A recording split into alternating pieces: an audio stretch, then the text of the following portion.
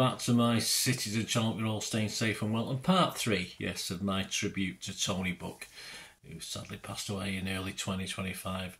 Please check out parts 1 and 2, guys, because it all fits together nicely for this. This is a summing up of his playing career with City. Of course, I will touch upon his managing career in another vlog in the future, but this is looking at his playing. Of course, we'll take you up to when he finished playing for City. So we'll have a look at part 3. In part 2, Tony battled back from a severe injury to lift the FA Cup, the League Cup, European Cup Winners' Cup, even the five-a-side trophy, but we'll not talk about that. That's yeah, we did a sort of treble one year, but no one really remembers that one.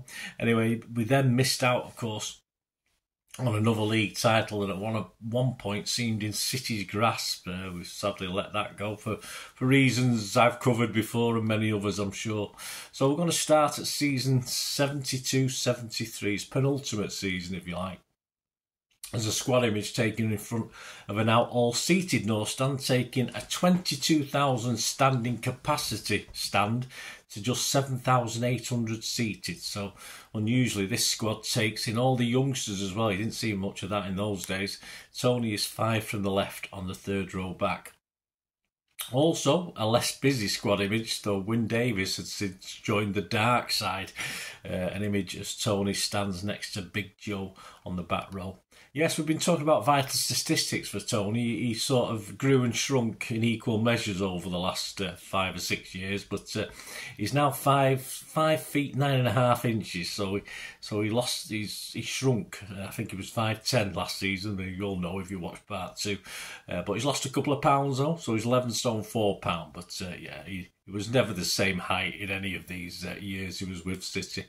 After Joe Mercer's leaving, Alisson, of course, would also go this season, and Johnny Hart stepped in at the end of March, and yeah, he was respected by Tony and the players, and the season will provide Tony with a new challenge, that of reacting to being dropped, as after featuring the first 2 league games, his position was again not guaranteed.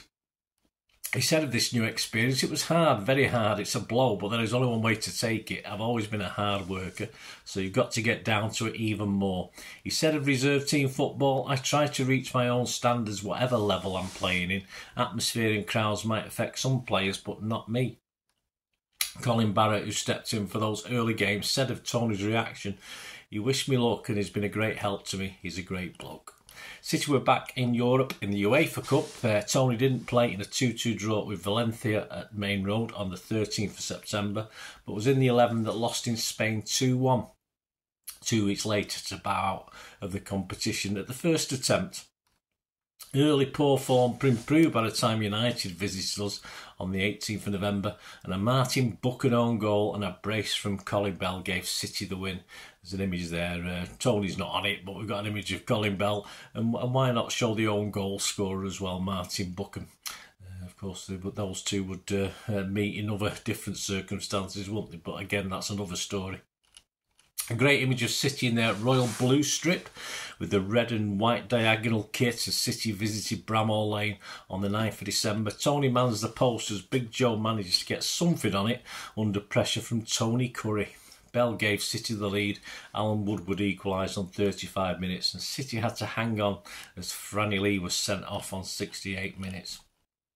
As City and Alisson parted company in late March, Johnny Hart saw no reason to pick a new number 2, with Buck starting the last 10 league games of that season. The derby in Trafford on April the 21st ended a fairly dull 0-0, but we'll take that, though we usually beat them in those days. The stats: 29 league starts for Tony, 1 as sub, 5 FA Cup appearances, 2 League Cup appearances, 1 UEFA Cup appearance and 5 Central League appearances. On to season 73-74. Tony always took his duties for the club seriously, away from the pitch, of course. From school or hospital visits, supporters clubs meetings, to the odd perk or two of judging, say, Miss Manchester City competitions. And there's a great image been up there of him with Barbara Toole, Miss Manchester City in 1973. Rest as much as possible, he turned up for the new season, and Johnny Hart asked him his thoughts on signing Dennis Law, and he saw it only as a benefit to the team. Image taken there from a pre-season friendly at Boundary Park, Oldham. Yes, I think I popped along to that one. I used to go and watch Oldham a few times when City were too far away. So certainly at that one. As Tony attempts to help Big Joe with an overhead kick. Tony and City missed a chance of lifting the Charity Shield again. We were invited, even though we hadn't won anything the previous season, along with Burnley to play in the season opener. We lost 1-0 at Main Road to Burnley. Tony suffered a painful hip injury in the Birmingham game, a 3-1 win on the 25th of August, and was replaced by Frank Carradus. Paul Doherty interviewed Tony in a face-to-face piece in the City Matchday programme versus Coventry City on the 5th of September 1973. The front of the programme featured Tony Buck in happier times, Villa Park 1969 to be precise, with the subheading My Future, Tony Buck. It preempted Tony's soon-to-be retirement from playing. So this is a full Q&A in that programme. Paul Doherty says, congratulations on proving that a player's age doesn't matter half as much as the attitude, but as you now pass your 39th birthday, you must have clearer thoughts about the future. How much longer will you carry on playing? It's still hard to say because I take each game as it comes, but I remain as long as there's a first team place. Somebody takes my place and becomes established, then I know it'll be time to leave. I don't intend on giving in straight away. If I lose my place, probably after a period of 20 games, if I haven't got back into the first team in that time, I know I should bow out, but there will be no hasty decision to quit. Paul asked, what are the signs that will tell you that it's time to retire? I know there's going to come a time when some winger will give me a real chasing. It's going to get harder and that dreaded chasing will happen. One real chasing won't convince me the time has come, but if there are 3 or 4 chasings, then I'll know. Yes, lots of chasings, Tony. Does it get harder, more demanding for you to keep up to the fitness peak that the First Division requires, he asked. Without a doubt, I've got to put more hours into my training than ever before. At present, I give 2 extra afternoons each week doing extra sprints and a little bit of weight training. After a heavy stint with the team on a Monday morning, I always return later in the day to work under our physio, Freddie Griffiths. Question, but are you still as fit as ever you are? It's other people who constantly refer to my age who make me aware of it. I can only judge my fitness from those around me. I know that when we finish some seasons, I can hear some of the junior players around me breathing just as hard as I am, proof that I'm not a wheezing old man yet. Paul asked, do you ever feel the continue to meet the demands robs you of a few luxuries in life? He answers, everyone knows I came late into the league game, so I've never felt weary about my job as a pro player. Sometimes I feel I'm depriving somebody else of a luxury. I think that maybe I'm standing in the way of a young player who could be established in the first team. Then I answer myself by saying his time is bound to come. Paul asked then, when that retirement day does dawn, what then? I want to stay in the game, said Tony, in some capacity, ideally to get some coaching experience and then go into management. I have a preliminary coaching badge and I've picked up knowledge from what I've seen and heard, but I need experience. Paul asked him, why do you fancy management? Tony said, I see how well it worked for Joe Mercer and Malcolm Allison. If I got an opportunity with a good club, I would love to form a working partnership on the same basis. I do think it's a two-man job at the top level. I've seen the relationship work and I would like to be part of such a system. Question from Paul. As a manager, will you be brave enough to put the emphasis on attack? Tony says, I believe I will, although it will depend a lot on the material I have to work with. And his last question, Paul Doherty, having looked and learned, what do you feel is a key factor in management? Tony said, the relationship between management and his club secretary. If this isn't right, a manager is always going to be in trouble. A secretary is an important person at the club.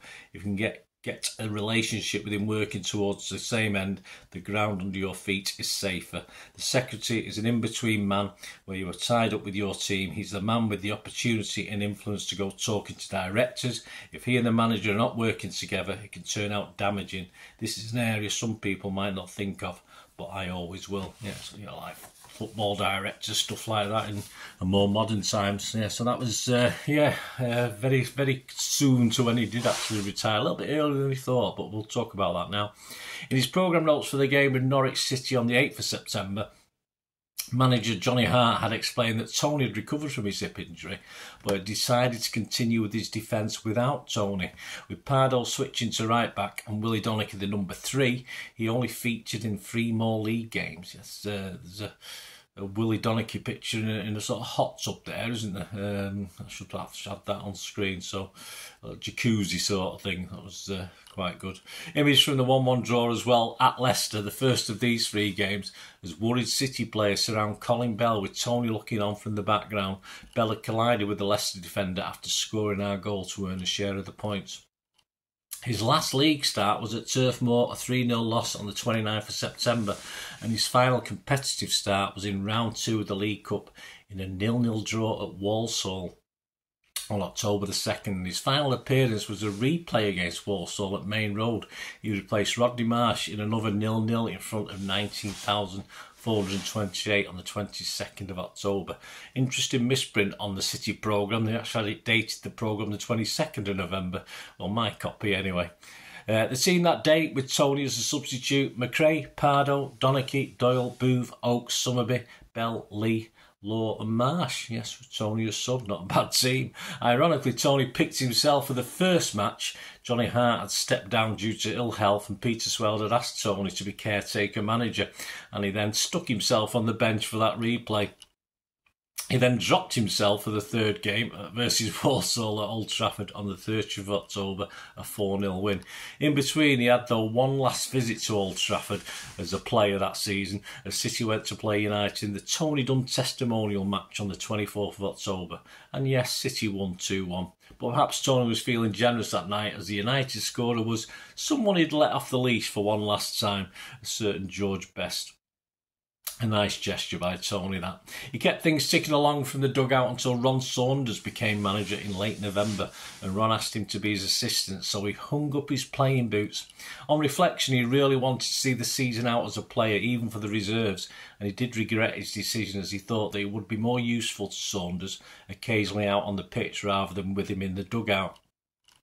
So Tony had played his last competitive game for Manchester City, basically player-manager, aged 40 years and 48 days. On November the 27th, 1974, Tony, then manager of the club, had his testimonial at Main Road as a City 11 lost 6-4 to an All-Stars 11. Even his old mucker George Best took advantage of Tony not playing to help himself to a couple of goals. In January 2004, Tony Bloke was one of 15 players to be inaugurated into the City Hall of Fame. There's an image of him collecting the Hall of Fame award back in 2004. Also published in 2004, I've done a little book club feature on this, was Main Man, the Tony book story. Tony wrote this in collaboration with writer-journalist David Creighton.